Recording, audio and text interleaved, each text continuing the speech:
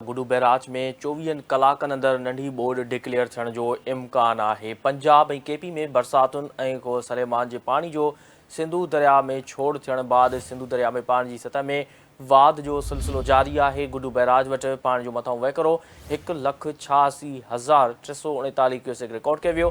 गुडू barrage जो हेठां वहिकरो 1,43,393 cusec record कयो वियो आहे। अव्हां खे आगाह करे रहिया आहियूं गुडू बैराज में 24 कलाकनि अंदरि ॿोॾि डिक्लेयर थियण जो इम्कान आहे। पंजाब ऐं केपी में बरसातुनि ऐं सलेमान जे पाणी जो सिंधु दरिया में छोड़ थियण बाद सिंधु दरिया में पाणी जी सतह में वाध जो सिलसिलो जारी आहे। गुडू बैराज वटि पाणी जो मथां वहिकरो 1,86,339 क्यूसेक रिकॉर्ड कयो वियो।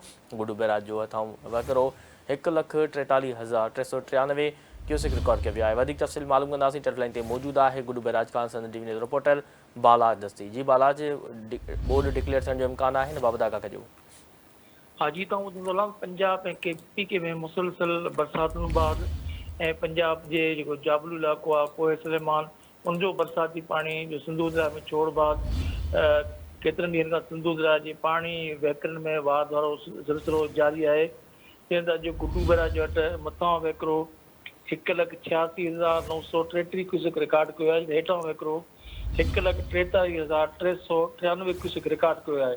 तव्हां ॿुधंदो हलां त हिन वक़्तु तौसा बैराज जो पाणी सूरताल आहे उते मथां वहिकरो 3,50,000 हेठां वहिकरो 3,33,000 क्यूसेक रिकॉर्ड कयो आहे। जेको पाणी असां वटि 2 ॾींहंनि अंदरि पहुची वेंदो। जॾहिं त कल्ह तौसा बैराज जो जेको पाणी अथव 2,33,000 क्यूसेक जेको पाणी अॼु शाम ताईं राति कंहिं बि वक़्तु उहो सिंधु दरिया गुडू बैराज वटि पहुची वेंदो ऐं उहो पाणी पहुचण सां गुडू बैराज वटि नंढी ॿोॾि डिक्लेयर थियण जो इम्कान आहे। जॾहिं त जेको पाणी जो सिलसिलो आहे सतह उहो मुसलसल वधंदो पियो। ईअं हिन वक़्तु जेको तौसा सूरताल आहे उते जेको आहे त विचे दर जी ॿोॾि डिक्लेयर थियो आहे। जी ठीकु आहे बालाज, तफ़सील ॾियण लाइ वॾी महिरबानी।